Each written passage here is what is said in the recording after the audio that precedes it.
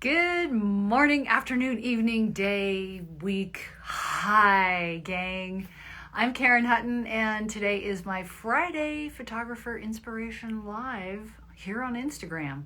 So I am sitting here just working on stuff.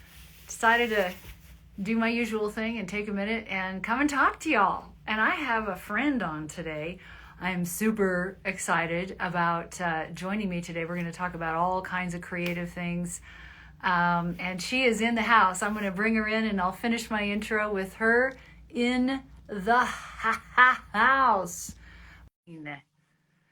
Bobbi Lane of Bobbi Lane Photography will be in here in a second. Sometimes there she is. Hi, everybody. Oh, gorgeous. How are you? I'm good. I'm good. I'm going to just have my fabulous husband here stick his head in and say hi to everybody. I just saw him. I just saw him in a meeting a few minutes ago. Yes. We were in a Fujifilm meeting. I'm like, how can I miss you if you won't go away, Lee? He's gonna do one of these. He's gonna do one of these with us too. Oh, nice. So Susan Bird said she's in her studio in the Fine Art Expo. Oh, how cool. That's very cool. I love everybody's comments when they come in, and I usually read them. Jan Kabili is in the house. Hey, Jan, miss you too. You know what? You're gonna have to come on here and do one of these. Cameron Weir from Scotland is in the house. I see a couple of my friends. I've got Linda Loafer and Fred Vanilla. They just joined. Yay! Hi, guys. Let's see who else is here. I love it when people come in and tell me where they're from. I don't always ask them because sometimes they're shy and they're like, if I don't say anything, I'll be anonymous. And I'm like, come on, live out loud, be brave. Don't give me a hard time. Love to you, Fred Bonilla. Love me some Bobbi Lane. Yes. So do I. So do I. Queen of lighting, right? It's Mistress of lighting. You know, queen of everything, mistress of lighting. Okay. Somebody called me Empress. I thought that was okay. I wouldn't turn that down. Oh, that's so funny. She'd love to come up. Well, we'll set one up with you, Jan. We'll do a dedicated one. I should do one with more people. You can do up to 4, you know. Oh, that'd be fun. Yeah, it would be fun. But somehow my brain just doesn't always compute. Anyways, so for y'all who don't know me, some of you may be watching later, I'm Karen Hutton. I am a landscape and travel photographer. We're both Bobbi and I are Fujifilm X-Photographers, right? It doesn't mean we used to be a photographer. It means we're actually a professional partner of Fujifilm. Yes. Just to be clear. There she is. There she is. She's got her camera. I'm sitting in my my other studio, not my camera, which is it's next door. Anyways, so for those of you who maybe you're new to this little Friday series, I usually do a little Friday live with, sometimes I'm showing photo techniques, sometimes I'm showing post-processing, sometimes I'm talking about art, philosophy, inspiration, and then some of my favorites are when I bring my friends on to talk about those things too. And today it's Miss Bobbi Lane, who is in fact the mistress of light. You have been a photographer for decades. You have more experience. I don't know if I should say. Should I say? Do you want to say? Well, you know, it's always, you know, I'm actually been shooting professionally for about 45 years because I started when I was 5. So. Wow. Yeah. I haven't been professional that long, but yeah, I grew up with a camera in my hands too. So it's like, it's a tradition that, I don't know, it just gives you a certain sensibility, I think, sometimes. And so I'm super stoked because Bobbi and I know each other just from, gosh, we've known each other a long time. But usually, you know, at events, and we just hit it off, and we're always, and we still are. But she does very, very different things than I do and has a really interesting perspective on photography, on being a woman in photography, on creativity, lighting, you know, like I don't do lighting because, you know, I'm in the great outdoors and I don't want to pack lighting. But she's like this insane monster when it comes to lighting and teaches all over the world. And we want to talk about your trip to Venice, which is coming up like in 5 minutes practically. Right. Yes. So we have a lot to cover. So we're going to just jump in and go for it. How are you doing today? I'm doing great. You know, there's that huge storm that came across the country. And Yeah. last week we got dumped on because, you know, I live in southeastern Massachusetts, just right above the Cape, you know, the bridge. So we got it really, really badly. And this one that has wiped out most of the Midwest, it's just, we're getting freezing rain, but that's basically it. If Oh, you that's go good. north of us, then everybody's getting really dumped on. So we're going to be okay. So we were really bad last weekend and we're not so bad this weekend. So um, That's really good. so I'm not afraid of losing power like I was last week. I And know, right? all my Girl Scout preparedness came out last weekend. And now I'm like, yeah, it's all fine. You're like, got it. I'm Yeah, ready. it's good. I've lived in the mountains for so long, and we always have secondary power, secondary heat. You know, back up this, back up that, because you never know. I Right, mean, right. we've been without power for 5 days at certain times, and had to live on a generator. So, yeah, it's be ready for anything anymore, right? Yeah, that's right. So, what are you working on now? Wait, I want to start with lighting. And creativity because that just popped out of my mouth in that order, and I didn't plan on that. That just happened. But that is in fact what I wanted to talk about. I didn't think to ask it that way. Creativity and lighting. Here's why I want to ask the question, because someone like me who, you know, does the outdoor thing all the time and doesn't do it. When I think of lighting, I think of oh my God, gear, technique, technical, electrical, blah, blah, blah, and I just kind of go, and I don't think of it in a creative way because I'm so stuck on, you know, the other stuff. And then I see your work and Lee's work, and I'm just like, holy crapatoa. It is it's another paintbrush. And some people are like, God, Karen, are you an idiot? You know, didn't you know that? And I was like, yeah, I know that. But because I get to talk to you, I want you to talk about lighting and how you use it and think of it as a creative paintbrush Yes. more than a tool or a technique, Uh, kind of uh, like to create a feel. Or I don't know, there's some bridge there. I don't quite know what the question is, but I know right. what I want to hear. Well, actually, you just kind of hit upon all the things that I like to talk about when it Mm-hmm. comes to this. Um, Mm-hmm. Boy, I'll tell you, you know, I can talk about this for a really long time. And for those of you who No. don't know, if you know both Karen and I, we can talk a lot. just Oh, just warning you about that. You know, I we went to keep photography. we keep this to an hour just because knowing Yes. that, 'cause most of my Okay. friends and I are like that. So I'm like, okay, just, you know, it's an hour. So Okay. All right. I will tell you that I went to photography school in Boston. I went to New England School of Photography, which unfortunately went the way of many other photography schools. It closed a couple of years ago. Mhm. And in photography school, I learned how to treat light as a physical entity in a way. I learned how to measure it. I learned how to expose for it. I learned how to process for it. But I didn't really learn very much about what the effect is of that. But That's I had the great fortune of going and working for a photographer named Bill Sumner, who was a top commercial photographer in Boston at the time. And she'd shoot something and come back, and I'd be, you know, going through to help edit the slides and looking at this, and I'm going, oh my God, this is fantastic. It's like, why is this so great? And Bill is the one that really opened my eyes, and I don't mean this as a pun. He really opened my eyes to light, and since then I have become a lover of light. I mean, I am constantly aware. And when you were talking about the technical part of it, the like working with strobe lights or continuous light or whatever, that's only there to imitate what you find in reality. So hmm I've got a bunch of things I'm going to say about this, so that, you know, I think that I am really an excellent natural light photographer. I teach a class called Portraits Unplugged, which is just all hmm natural, organic. But because people shoot available light doesn't mean that they understand it. Um, I always talk about the big three. All light has three aspects to it. That's direction, quality, and depth. The direction of light is where are you placing the highlights and the shadows? Where is the light source in relationship to the subject? And that's going to go towards the mood and describing the form. The quality of light, is it hard? Is it soft? Is it diffused? Is it bounced? Is it like millions of things?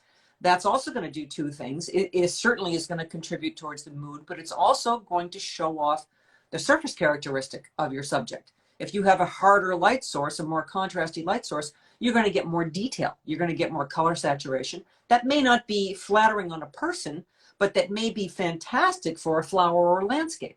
And then the last one is the depth of the light, which is what I call it. It's basically talking about how dark your shadows are. And that does only one thing. That's all about the mood. If you have dark shadows, the photo will be more dramatic. If you have lighter shadows, the feeling will be brighter. So the key to this, as a photographer, we need to understand all three of those aspects, but each one of them is handled separately. One does not affect the other. The direction of light has nothing to do with the quality of light. It has nothing to do with how dark the shadows are, etc. So you have to be aware of each of those aspects, and then you have to combine them to match the concept of your picture. Right. What a concept. We should have a concept in our photograph, right? Yeah. It shouldn't just be point and shoot. I mean, Uncle Harry with his fancy camera can go do a point and shoot. But as a photographer, whether we're an enthusiast or whether a professional or whether anything, if we want to make stronger images, we have to be aware of all of this and understand that it isn't just technique. It is, as you said, painting. And I want to tell you, this last week on Tuesday and Wednesday, I do a lot of camera club presentations. And I did one on Tuesday night. I did another one on Wednesday night, and they were completely different. The one that I did on Tuesday night, the next day, I got this wonderful email from a man. And this kind of fits into what you and I were talking about the other day, Karen. Yeah. He said to me that as long as he's been a photographer for a really long time, an enthusiast, and he said, and he was amazed at how much he opened up to what I was saying. And then he said, I find it very interesting that I've been a sailor for 20 years and I always know where the wind is coming from. And I thought, that's terrific. I'm a photographer. I always know where the light is coming from. Yeah, I do too. But I always equate it because I'm outside, you know, it's like I don't do lighting. So as soon as you have something like I have a light, you know, right here, and front wash, yay. And as soon as you translate it to that, I get the concept, but then I watch you work and then I go, I apparently don't know anything. But that's not true, because when you're outside in the landscape, you make a decision. Do you want your landscape to be fully lit, side lit, 3/4 lit, back lit? Yep. That's all we do with artificial light. It's the same thing. It's just that we can control it instead of saying, well, we have to find it. And you know, and as I said, I think that I'm a really good natural light photographer. And a lot of that has got to do with the fact that I've spent so much time in the studio using artificial lights, that with learning that control showed me how to be able to see the light better. So when I go outside, I am constantly aware of what it is that's going on. And I will tell you that in the studio, you can do anything, right? I mean, you've got lights, you can make anything you want. You walk into an empty room and you create something. However, I am constantly surprised by what I find in the natural world. Things that I never would have thought of. It's like the way that the light is coming through the tree, and it makes a little spotlight over here and a little pattern over there. And it's to me, it's always, I'm always in awe of light. Yeah. Yeah, me too. That's what I love about being a landscape photographer. Yeah, I know. It's amazing. That's what you just did. That's what I do all the time when I'm out there. I'm like, oh my God, look at that, the light, look at that thing. Yeah, so what I would love for people today is to be able to walk away. I'm just thinking, how do I want to frame it quickly? Since we can go on forever, is I want them to be able to walk away. So people who watch this tend to either, you know, come from my world where, you know, maybe it's mostly landscape or outdoors or, you know, natural light, and then have some new ideas about simple things they could do in the house to play with artificial light in a way that kind of brings the outdoors in and vice versa, and gives them some new ideas about what they could do. And then people who know you, of course, know about your lighting and stuff like that, and then we can maybe kind of say, so when you're outside, what you just said was perfect, because you know, like that is how you experience light in the outdoor world, is these magical, you know, Right. awe-inspiring moments where nature's doing something like just is so beautiful, right? But Yes. I would love for Miraculous. people to be able to I don't want to say mimic it, but have some ideas. Well, As a for instance, when I talked to you the other day, you were in the middle of photographing these flowers. Like, I'm like, why don't I do stuff like that? Except that I don't. But you know, you do all kinds of really fun, creative things with lighting. You know, inside, and not just people, because you're genius with people. But is that something you guys would like to know? Just throw me some hearts. Throw me some thumbs up or whatever you got to throw at us that you want to hear some of that. I think that would be fascinating myself. well, it's So, interesting that you asked this because, people mainly know me as a portrait photographer. And right. I started off as a large format studio product photographer, which, Thanks. oh, look at all the hearts coming up. I know. Thank which, you. That's good. That's good. We want to which, make sure that we're giving you some good that's stuff. great. Because Yeah. in the studio, it's like, it's control freak, anal retentive, paying it. It's like, and I loved that. I love that. And I never wanted to shoot people. And then I slowly made that transition into people. But that doesn't mean that I still don't like to photograph things. And in fact, one of my former students, Linda Loafer, who put something on here, on my website, I have a category that says I shoot dead things. And that's another story. We can talk about the creativity. It's not roadkill. It's not gross. It's really kind of cool. But and that just made me lose my train of thought. Oh, I know. I've been photographing flowers forever, and it's always been just kind of like my dirty little secret. It's like, nobody ever thinks about me photographing flowers, and I've only ever done it for my pure enjoyment.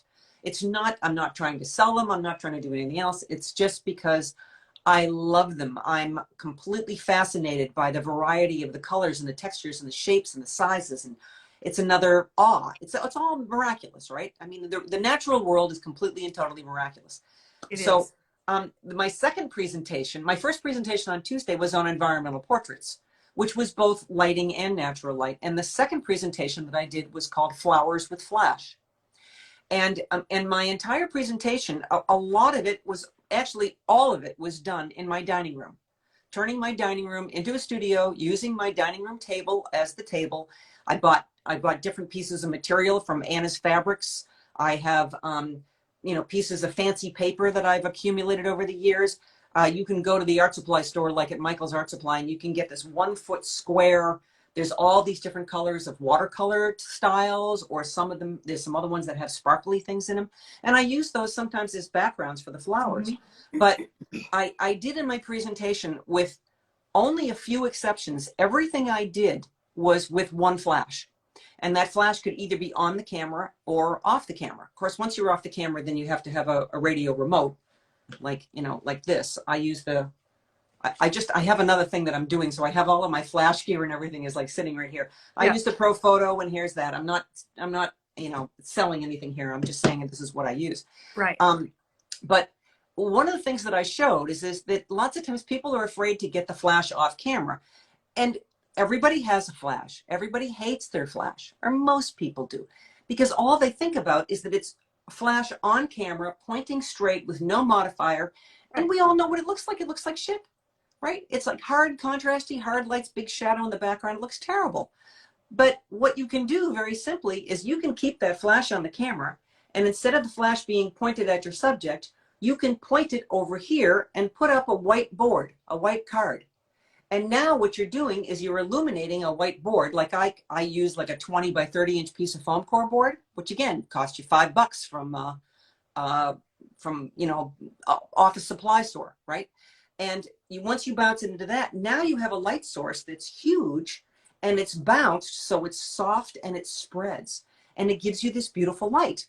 So you can also take your flash off camera and put it behind a flower or behind whatever, and it's illuminated, and that will like light it up so it starts to glow. And then you can take a silver reflector or a piece of tin foil and catch that light and bounce it back on the front, so the front of it gets a little bit more light, so it's not silhouetted in the middle.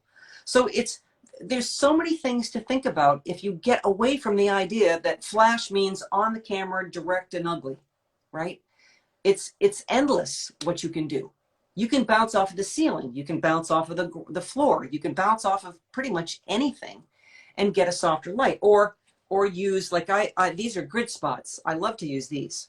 So if you, with a grid spot, let's see if you can see where, Oh yeah. right here, okay? Oh You can nice. see all the, it's Yeah. like a honeycomb. And this is just like if you go to the theater and they put a spotlight, so you can concentrate the light. So you can make like a spotlight effect on a flower and the rest of it gets dark. That's But what that filter does? it's not a filter. That goes on the flash. Well, it's like That goes, a light filter in a way. that goes on the flash. And that So makes it more spotlighty? it just makes it a spotlight. That's why they call it a grid spot. It's a grid. Oh, wow. And it comes, you can get them in different sizes. So I don't know if you can see this or not. They're different size holes. Yeah. So the smaller the hole, the smaller the coverage. And if you put the two of them together, then you make it even smaller. So it could be like this, it could be like this, it could be like that. Wow. And again, it depends upon distance away and all of that. So, Right. Mm-hmm. But you know, I mean, that's one of the things. And then there's things like, you know, all kinds of wonderful stuff that you can use to bounce light or diffuse light. You know, that's a little dome that goes on it when that spreads it out. So all of these things change the quality of the light. Remember, direction, quality, depth. Direction, get it off the camera so it's not flat on. Quality, all these little modifiers. You know, in my, I teach some classes in, I just call it small lights, and portable flash, using portable flash on and off the camera. And one of the things that I have people do is I bring in cheap paper plates, you know, those ones that you put something in, it starts to fold up. Mm-hmm. And what we do is we cut it out and we make a bowl out of it and attach it to the flash. So it's like a bowl up here, right? And it's the most beautiful light you've ever seen. Wow. And it costs you what, 5 cents? Yeah. Right? And you So, can use that on any flash. I mean, a lot of cameras Yeah. come with a flash. You can just use that. yeah. There's all kinds of things that you can do with your flash. And you know, there's it doesn't matter. I mean, there's all kinds of things that you can make. I mean, if you just get a little creative, you know, like there's, You could like, even do it with a flashlight. You could even, I'm just reading a comment you could here, do it with a flashlight. Absolutely. Yeah. You Yeah. could do it with anything. It's just, you want to That's change pretty that cool. quality of light, and that's going to change the mood. It's going to change your detail. It's going to change all of that. It's so worthwhile I learning have to play lights with this. in this room. Yeah, in this room I do, you know, like, well, like I'm sitting in this room today doing this, and then sometimes I do my Zoom calls and do other things, and so I've got lamps and I've got a stand-up light, and so the stand-up light, you know, is too bright, so I have like a I diffuse it with an index card, like a whatever 5x6 Right. Sure. index card, and then I hang Kleenex over that because that's my filter over there, and it all it all works. It is so ghetto, it's unbelievable, but you know, So you work with. so right now, you see how nice and smooth my skin is? Yeah. Okay, and I'm a little warm because right now the way that I'm being lit is I've got one of those big round lights, and it's pointed at my wall, which is pale yellow. And that's what's bouncing back on me. So I've taken something that's this big, and now it's illuminating the wall, which is now like, you know, this big. Yeah. So now I have a giant soft bounce light on me, and Nice. you know, and I'm nice smooth skin. I am the mistress of light. I know how to light myself. I know, clearly, and you clearly need to come here and do mine, because this is what I, you know, when it's warm, I sit outside. Yeah, yeah. Do it all in that nice and natural that way. Although I still throw some light on there, but I need to learn some of those tricks too. So I want to just peel off here for a second. And Sure. as you were talking, I was thinking about, as long as I've known you, you're always so incredibly generous with your information, and you're constantly teaching and creating, and you've done it for so long. You've been a professional for 45 years. And for those of you who are just, you know, coming in here, I'm Karen Hutton. This is Bobbi Lane. We're talking photography. We're talking lighting. We're about to go down a creativity and kind of purposeful sort of rabbit hole because, well, for a couple of reasons. One, a lot of people have a hard time staying inspired, especially over long periods of time. And the other is so curious to know how you have, I'm sure you've hit that, you know, it's like this, right? So I'm sure you've hit those moments where, oh boy, I just, you know, I'm just kind of like dry, right? Other times you probably feel like I've taught so much, I got nothing. Then there's times where you think, why am I even doing this? So I'm curious to go into those things, you know, your why about this and what keeps you going and how you get through creative blocks. And I mean, part of it is you work, you know, you just keep Yes. doing and then your block is gone. I mean, that's part of it. But I want to hear all that from you. Well, you know, the teaching for me, you know, I got into photography when I was a senior in high school, and went to regular college for a couple of years and realized that I really needed to go to photography school because that was definitely what I wanted to do. You know, my background was, you know, writing, arts, music. I mean, all my friends are musicians. I mean, you and I have talked about this. So, Yeah. but I wasn't a good enough musician to become a musician, but, you know, most of my friends are. But I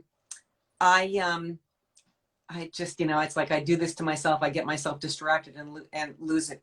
It's the, oh, I know what I was going to say. Photography is my profession. That is what I do to make a living. I've been a commercial photographer, from products to environmental portraits to businesses, industrial, you know, annual reports, advertising, editorial, you know, all kinds of stuff. I mean, I've done a wide variety of things in my career. But when I started teaching, that's where I found my true passion.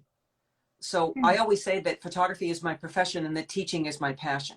Wow. And I started teaching actually when I was in photography school. I started teaching at a little local place and teaching like really basic beginning photography. And then I went on. And, you know, when I was, this is going to sound very strange, but when I moved, I was in, you know, I'm from Boston originally, and now I'm in southeastern Massachusetts in a town called Carver. But I went to California and I lived in LA for 25 years. And when I first got to LA, I got a job teaching at a 2-year photography school, which there's a whole long story behind this. It doesn't matter. It doesn't exist anymore. It was the man who owned it was pretty crazy. But the people who had been there before were teaching stuff that was like 30 years old, right? It was like so far out of date. And when I was working for Bill in Boston, I mean, he was one of the top advertising photographers. So by the time I was 24 years old, I was the director of education of this photography school. Wow. At 24. It just about killed me because the stress level, I didn't know how to handle all that stress when I was 24 years old. But I basically rewrote the entire curriculum and hired new teachers and trained them and did all that. And then I left and started my own studio. So I've been self-employed ever since then. And I didn't teach for a long time. But then I started teaching at UCLA Extension. UCLA Extension has over 2,000 classes every semester that are taught by professionals in, you know, it's not just academics, but it's all kinds of things. So I was 3 times awarded Outstanding Instructor in Visual Arts. But anyway, when I started doing that, I started teaching lighting. All my classes were taught at my studio, not in a classroom, but people would come to my studio. They'd get to do the hands-on and see it, and I would arrange shooting sessions for everybody. And that's when I really got into this. So that was the late 80s, and I haven't stopped. And that's really is. I mean, I don't want to teach full time because then you do teach what you used to know, right? You know, if you're not shooting, I never wanted to teach full time, and I really like to teach people who are emerging. Right. But between Lee and I mean, we teach a whole variety of things, but I love this. When I do this, you know, there was a talk show psychologist in Los Angeles named Dr. David Viscott, who is also gone now. And he used to say something that really stuck with me. And he said, people come to him all the time and say, how do I find out what my purpose in life is? And he said, your purpose in life is to find out what your gift is and then give it back. Oh my God. And I know I'm starting to get a little choked up, but so that's my gift. My gift in life is teaching. Say it again. And so say it again. I need to hear that again. Your purpose in life is to discover your gift and then give it back. Wow. Yeah. That's pretty powerful. Yeah. That's really powerful. Yeah. I can hear certain people who struggle with this going, how do I discover my gift? What do you think of that? What do you think? What would Uh, you say to someone like that? you know, it's interesting. A friend of mine writes a very sweet little blog, and today she wrote about fear and about how fear became a great motivator for her. She moved from Wisconsin when she was 23 and moved to Los Angeles and became a producer at a production company and a writer and like all kinds of other stuff. And she was completely motivated by fear. Now, I don't like that. I Yeah, don't well, want to be motivated by fear. But I think there's a difference between being motivated by fear and being fearless. And I think part of that comes into you have to let go of the fear of failure. One of the things that I teach in my classes is that one of the greatest things that you can do to learn is to fail, is try everything. There's not a right or wrong. Try it. If it doesn't work and you fall flat on your face, well, then you pick yourself up and you find out why it didn't work and what could you do to make it better. And then you own that. Then you really own it. If you go out and photograph something and it's really terrific, do you know why? Do you know why it worked out that way? Would you be able to do it again? But if you fail and then discover that process and learn all that, then you do know why and how you can go and then take that and go further with it. And mm-hmm. I, like Karen, like you and I both, I mean, I feel like I'm learning all the time. I I know. mean, it's never ending. It's just so, but it's that I am willing to make a lot of mistakes. I mean, people always say, oh, you're a professional photographer, you take great pictures. It's like, well, I don't take 3 photos. I take 300. Mm-hmm. Yeah. Because in that 300, I'm experimenting. I'm finding a path, right? It's like Right. I start here and I kind of go, I want to go over there. So I start to go down that path. But while I'm going down that path, I'm looking around. And as I'm going down that path, I go, wait a minute, what's that? Right. And then I go over there. But if I didn't say, I want to go there, I never would have found that. Right. So, you got to just, I have 2 favorite sayings in photography. The first one is everything depends upon everything. So I can't give you a formula. You shouldn't use a formula in photography. You should be aware that every situation is unique. Every person is unique. Every flower is unique. Every landscape is unique. Yeah. So it depends. What are you going to do? How are you going to do this? Well, it depends. Depends upon what I want to create, what the mood is I'm looking for, what I've got in front of me, all of that stuff. And then I put all my choices together. My Mm-hmm. second one is perseverance furthers. That's from the I Ching. That's a line of change. Mm-hmm. 2 words. 2 words, you can conquer the world. Perseverance furthers. As long as you keep putting one foot in front of the other, you're going to get somewhere. Right. As soon as you go, I can't do that very well, then you won't, will you? Right.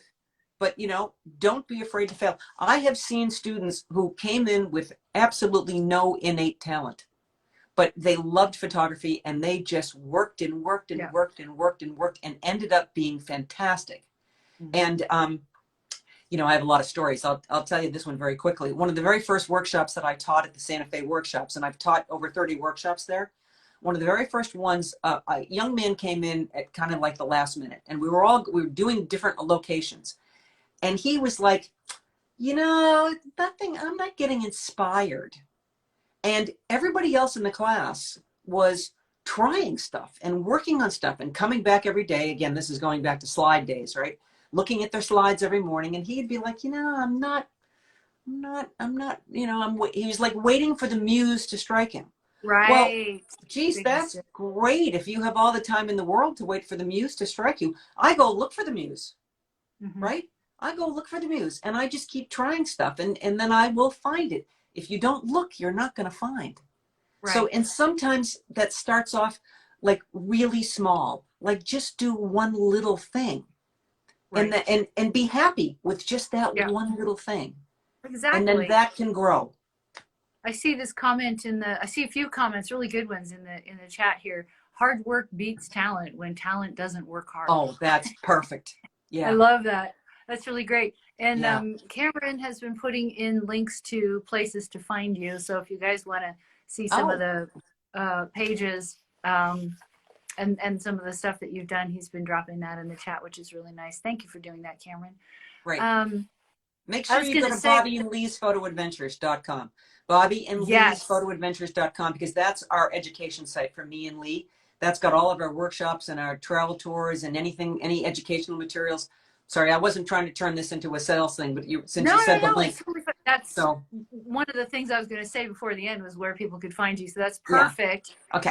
But there's two things. One, I do want to, because that's a perfect segue to Venice, but I do want to come back. I'll just say this really quickly. You were talking about, finding the muse or having it talk. I talk to my lenses and my camera. I say, what do you see? This is so cool. Ooh, what do you see? How do you see it? Like this dialogue. I constantly have a dialogue. Yeah. And one of the reasons is it triggers, questions trigger your mind. Your mind wants to always answer questions. So I go, what do you see? And then I get feedback. That's actually really excellent. I like that yeah. a lot. And it keeps it really alive and engaging and engaged, and it makes me, move around. What else is there? What are we missing? What else do we see? That was good. We got that. What else is there? So there's always something coming. It's never just, Well, and that's another, that kind of brings to another point, is that lots of people, when they get into photography and they learn a bunch of things, excuse me, and then they get pretty good. And then they go, okay, well, I'm a good photographer. And then they don't go any further than that. Right. So they get stuck. So it's like, yes, you're a good photographer, but it looks the same. So I had a student in Santa Fe that it actually was a class called The Art of Seeing. And so a lot of it was about working with creativity. And he was a very good landscape photographer. I mean, he was very good, but it got boring because it was always good. So I gave him an assignment one day that he had to take pictures, and everything was always sharp and perfectly done and all that. Right. So I told him that for the next 24 hours that every photo he made had to have nothing sharp in it. And that either meant shaking the camera, slow shutter speeds, out of focus, whatever. And he hated it. He hated it. He did it. And I'm like, look, I am not trying to turn you into an out of focus photographer. That's not the point here. So the next day he came back, he showed me these pictures. He said, I hate this. I think it was a waste of time. And the rest of the week he made better photographs.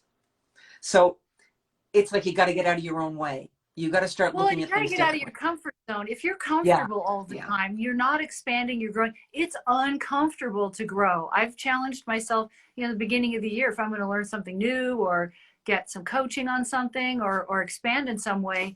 I like to do it, before my year gets too busy. So I'm doing that right now. And I'm like freaking uncomfortable every day. Every day. I'm just like, and it's like, and I did it to myself on purpose because I wanted to learn this thing. I wanted to be better at this one thing. Well, I can't be better at this one thing if I don't have the right information, if I don't have the right coach, if I don't have the right somebody going, be uncomfortable, get in there, learn it. And so, and being an artist, it's this constant thing, if it's not making a living, it's, what am I going to create next? Is how am I going to accomplish this project I'm working on or whatever it is. And if you're not doing that, in some ways solving problems all the time, then you're not really growing really as an artist. And one of the things that's important about what you just said too is to find that balance. Yes, we should always be critical of our own work, but not overly so. You should also be really kind to yourself, and not like your mother saying, oh honey, it's a beautiful picture. I don't mean that, but just say, okay, I worked hard at this. It wasn't as successful as I wanted. That's okay. But you've got to say, yes, I can do better, but don't beat yourself up, because that's not going to help you. You're not going to get any further than that. Yeah, so, that's a really good point. The other thing is to really give yourself the flexibility of time, that know that sometimes it takes a long time. I'm going to tell you a little bit, because you were talking about the ups and downs. When the pandemic hit, 2 years ago, Lee and I had just come back from Venice, and everything exploded, and everything that we had planned for the next year and a half was gone. And I ditto. Hold on. You gotta get this. There we go. I got depressed. I couldn't do anything, and I ended up cooking. I started cooking really healthy meals. We always ate fairly healthy, but I really got into cooking because I couldn't do anything else. I was kind of paralyzed, and that brought out my creativity. So sometimes I think you need to take a right turn Yeah. get involved in music or reading or theater or arts or cooking or planting or growing or sewing or anything that Yeah. is something that you can do that is some kind of artistic, and that Yeah. will help you on the other things. So that brought me back into my flower project in my dining room, where for Hmm. basically, I mean, it's pandemic. I couldn't go anywhere. I couldn't do anything. I couldn't see anybody. I couldn't photograph any people. I couldn't teach any people. So I just started buying flowers and I started doing this whole project. And I don't think I have ever in my life had the luxury of time, because as a commercial photographer, I have to show up on Monday morning at 8 o'clock and I have to bring my entire great insights and everything with me, and it has to be fantastic on that particular day, right? It's like I'm hired to do that. So I'm always on, it's like it's got to be done by this. So setting up in my dining room, and I have windows and I was using lights and I was doing both, and I would just leave stuff up all the time. So there was several days when I came down the stairs in the morning and the way the light was coming in the window, so I come down the stairs and I either have to go through the dining room to get to the kitchen or the living room and the hallway to get to the kitchen. And I would come through the dining room and I would see the light coming in the window, and I would start shooting for 2 hours before I even had a cup of coffee or anything to eat, because I would just go, look at that. And there were days where I literally shot for 10 or 12 hours because I was so in the zone. Right. And I was only doing it for me. And again, it was a discovery process. I shot more than 20,000 pictures of flowers. That's not an exaggeration. Now, Crazy.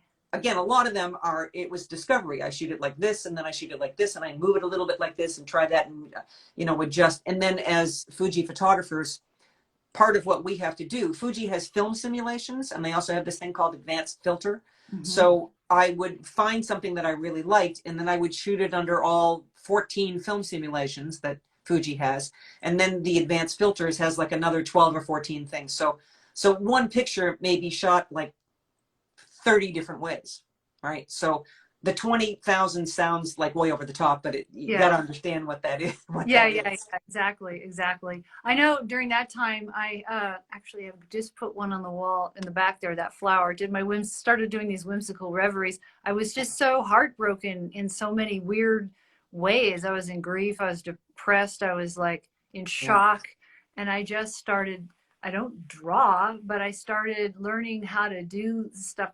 For me, it was Procreate, because I needed to use my hand. And I was too depressed. I was too depressed to take pictures.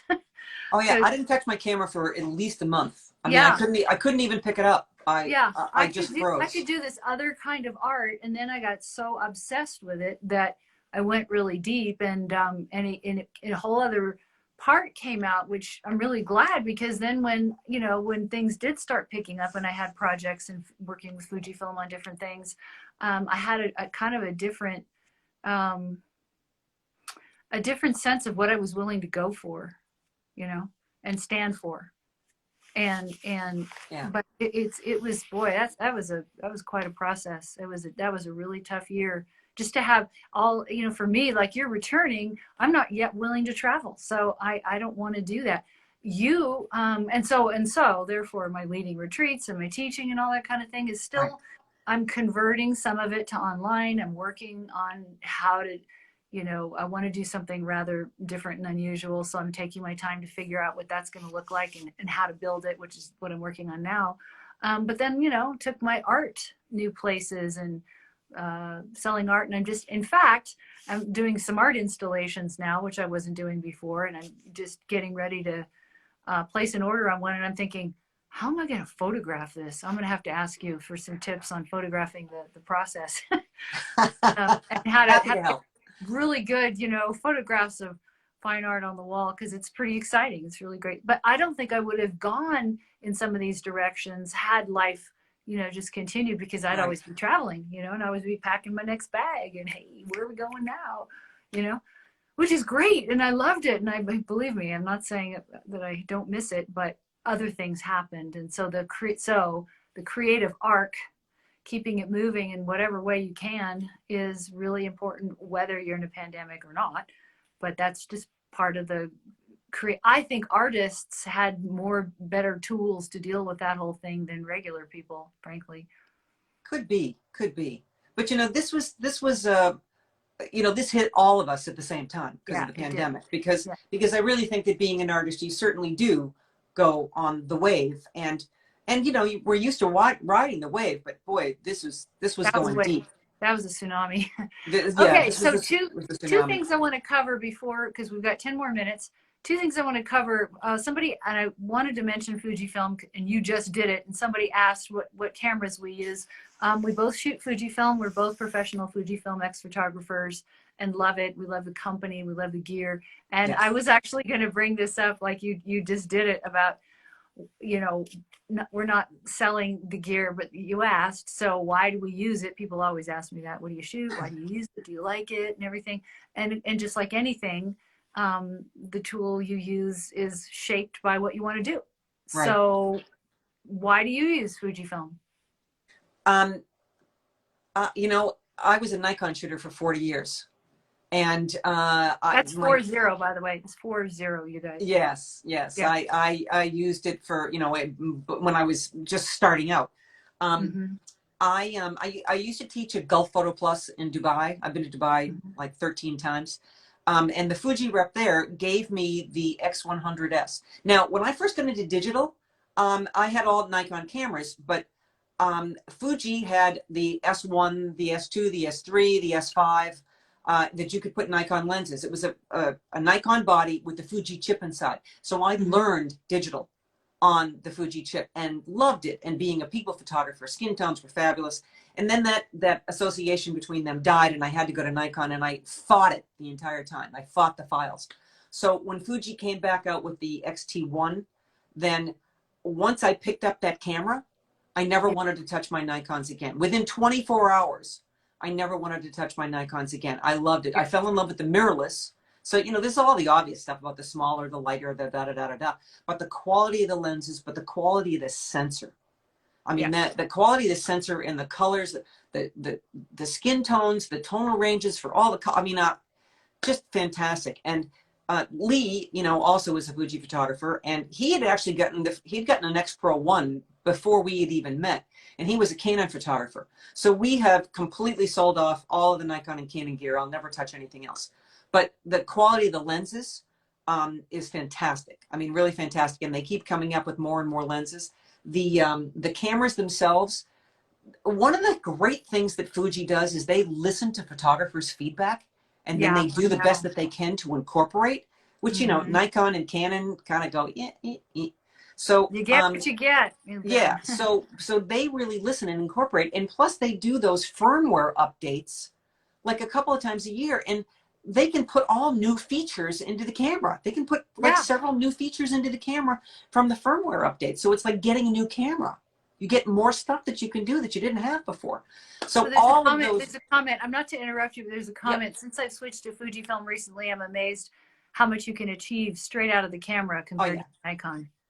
It's the quality of their JPEGs is unsurpassed. I have several times had magazine work published in magazines that was literally a JPEG straight out of camera. I mean, I didn't touch it at all. It was just JPEG straight out of camera, and they were just stunningly gorgeous. I accidentally had to print when I say accidentally, it was, this is a whole story, but the short story is it was I think it was a 6-foot gloss metal print off a JPEG and off a JPEG. Went from a beta camera, which was which JPEGs out of camera are natively 72 PPI. So they don't come any bigger than that. That is JPEG. So if you need, 300 PPI, you make sure you shoot RAW, which I was shooting out of a beta camera, so I didn't have that, and we didn't have that in those days. So we printed it that huge, and it looked amazing. Gorgeous, yeah. So we have some questions. Let's do a little question. Love Fuji's firmware updates. Yep, so do I. And the detail. And then what would you recommend for an amateur who doesn't shoot terribly often, still have a 15-year-old Nikon D40? What could we, which is what they could afford at the time. So what would we recommend now? People ask me this all the time. And I just first have to say, I'm not a camera store. I don't know all the different kinds of things. I do know that the sensor that's in the XT3 and 4 is the same sensor, and I believe it's the same sensor as in the XT30. right? Or the So X. the XT3 and the XT30 are the same. The XT4 is an updated sensor. No, it's not. It's not? No, it's the same sensor. We don't know It's everything. the same sensor. So the 30 is a smaller camera. It's more compact, and the kit lens, their 16 to 55 lens, which the No, the kit 50, lens is a 2.8 to 4. it's a It's great, small. It's fantastic. I've shot commercial jobs on that. yeah. And And the you know, 18 when to I first 55 started, is even smaller, and that's really good too. yeah, The XS10, if you want something even smaller than that, the XS10 is the new, it's sort of like the XT4, like the XT30 and the XT3 kind of go together as, you know, junior, senior, and yeah, then the XS10 and the XT4 are sort of junior, senior. So, yeah, those are all good. If you want interchangeable lenses, if you don't, right, right. then I just my friend Rima Burnson just asked me, name your favorite lens. Go. And it's like, well, I got to go back to everything depends upon everything. But exactly. That's why I can never answer that question. But yes. But the truth is, my very first lens outside of the kit lens was the Uh-oh, 56 she 1.2. froze. You froze for a sec. Okay, Oh, start over. so You're okay. very, So my very first lens outside of the kit lens was the 56 1.2. And as a portrait photographer, that lens is incredible. Wide open at 1.2, it's ridiculously sharp. And most fast lenses from other manufacturers are not sharp at their widest opening. This is incredible. But again, it depends. Like if you're talking about me shooting flowers, well, then it's the 80mm macro. If you're talking about me going to Venice Carnival, which there's the segue, yeah, then the 16 to 55 2.8, because I'm doing zooming and I need to frame quickly, then that's the only thing that pretty much lives on my camera the whole time I'm there. So, right. you know, it really does depend. But if you really pushed me, I would say the 56 1.2 is probably my all-time favorite lens of my entire photographic career. Yeah. And I'd say from the X series, for me, you know, when I travel and do travel and landscape, 18 to 135 is mine because Oh, of that's the a range. great lens. Oh my God, I love that lens. Yeah. And then if I have to take a telephoto, if I need something more and I'm traveling, I'll take the 55 to 200. Otherwise, Yeah. the 100 to 400 for zoom. Right. On the GFX, I've been shooting the 120 macro so long lately, all last year, and I'm sort of obsessed with it right now. But it doesn't have a range. But I'll tell you what it does do and what it's made me do has really been fascinating and awesome. Yes. Can you use a Nikon lens on a Fujifilm? You can if you have an adapter. Yeah, I don't know too much about that. Cameron tried it. I actually had some. We DM'd back and forth when he was doing that, and ultimately gave up because it's not.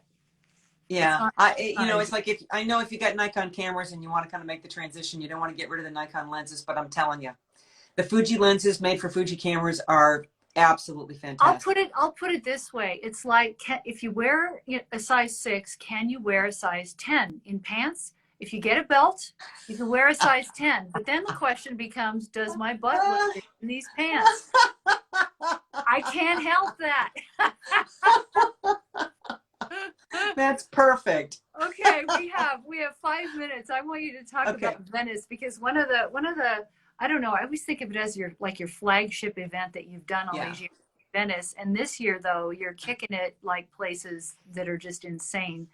So talk about Venice. Okay. We'll talk about whatever you want. Venice Carnival is just the most spectacular thing you've ever seen. And if people don't know this, Carnival was invented in Venice, right? I mean, that's where it started. It's the day before Lent starts and everybody gives up, and they started wearing costumes so they could go off and they could go do naughty things with each other without being anonymously, right? So they wouldn't get caught and they do all that. So anyway, it's not like Rio where everybody's like half naked, and it's not like New Orleans where everybody's stoned or drunk. It is the ultimate fantasy. People wear their costumes can be $5,000 to $10,000, and a lot of them they make themselves. And the people who come as costumers come because they want to be part of the pageantry. They want to be photographed.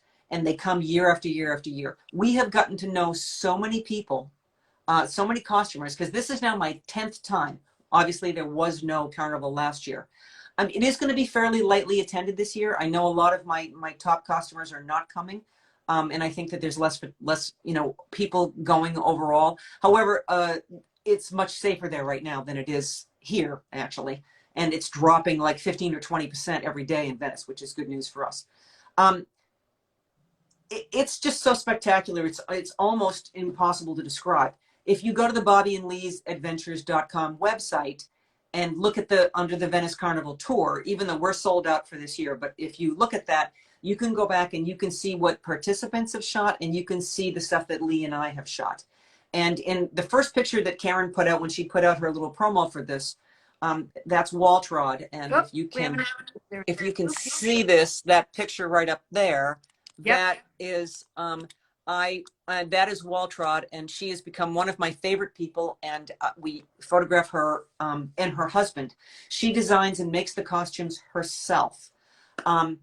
This year, you know, we always do a variety of things, but we're taking costumers with us to Burano, which is the colorful island. For the past couple of times now, we have a private gondolier. We go to a little out of the way place. We have a couple of costumers in, and we get 2 people at a time in the gondola, and he goes up and turns around again. So everybody gets a little bit of time in the gondola with the costumers to photograph with, you know, the buildings in the background. We do all the dawn shootings in St. Mark's Square and on the canal before the sun comes up. The costumers, the good costumers, know that only the advanced photographers will come out, because you have to have lighting. You can't shoot at 6 o'clock in the morning in the dark. Right. So they know that there's good photographers and that they're going to get good photos. We're also renting the grand staircase and the Bottega Hall at the Casa Gredo Hotel, which is, we have it for 2 hours. It's ridiculously expensive. And it is like the old Italian palazzos there. It's mind-boggling how gorgeous this is. And again, we have costumers coming with us for that. We do a special effect thing that we're with a pixel stick and some other kind of fancy lighting. So and then of course we eat and drink and be merry, because it's Venice and it's fantastic. So we normally take 10 to 12 people. We won't take any more than that. And there's 2 of us. There's Lee and I. And we go to the Opera House. We go to La Scala, the circular staircase. I mean, we know all kinds of ins and outs about things. Oh. And it's an amazing, amazing event that we do every year. As I said, this is my 10th time. In September this year will be my 4th time going to Iceland. And right now I have 1 spot left on that.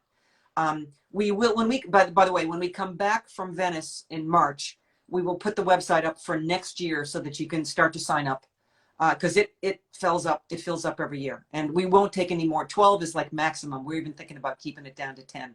So it's really great. So go and look at those pictures, and you'll get an idea about what it's like. It's and then Cameron did post the website, but say it again for those who aren't seeing the chat. I'll put these links in the thing, but say it anyway. Okay, it's all one word. There's no periods, apostrophes. It's all lowercase. Bobbi, Bobbi, and Lee's, Lees, Photo Adventures with an S.com. And that has everything in it that's, related to anything that we're doing. We're actually doing a walking tour of the streets of, the neighborhoods of New York in May. And it is the anti-tourist. We're going to all the little ethnic neighborhoods and like, people that are out of the way. It's like, we're not going to go to Rockefeller Center. We're not going to go to the Empire State Building. It's the anti-tourist tour. And that's a week. And that's a new thing for us. We're going to be doing that in May. That's going to be great. That'll be great. So, we do that. We teach our own workshops in Massachusetts in the spring and the summer and the fall. We do some weekend workshops. I'm still go up to Maine occasionally, Santa Fe. I teach regularly at ICP in New York, although I haven't for 2 years now because of the pandemic. We love to help people become better photographers their way. It's like we can give you inspiration. We can give you tools and techniques. Lee does all the post-processing.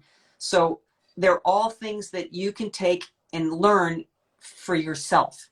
I'm not interested in turning you into me. You can't be me. I can't be you, right? It's like I want to help you, give you information that's going to help you become a better photographer the way that you want to be. And that's where our real dedication lies. Yeah. And they're genius at it, and they're good friends of mine, and I'm really excited that I got to share them with you today. And thanks everybody for watching. Thanks in advance for those who will be watching later. Thanks for your questions, and if you want any feedback or want to contact Bobbi, you can DM her, you can DM me. And thank you, Bobbi, for Can being here. I just say one thing? Because with talking to you, there's lots and lots of comments, and I'm seeing people's names there that I haven't heard from in a long time. And please, I can't like type back to you while I'm talking. So if you want to drop me an email, it's bobbi@bobbilane.com. I'd be happy to hear from anybody, So and Karen. And me, yeah. So you can find me, and my link is in my bio to my world. My email is karen@karenhutton.com. You can reach out, you can DM me, you can hit me through any of the links in my bio. And there you go. Thanks, Love you, Bobbi. Karen. Thanks, you Thank you guys. for Love doing this, you. Karen. Thank you so much for doing this. This is so helpful to so many people. It's really brilliant. Yeah, that's my hope. That's really my hope. Thanks for helping me do that. Thank you. Peace and love, everybody. Peace and love. Bye. Robert Marcella, peace and love.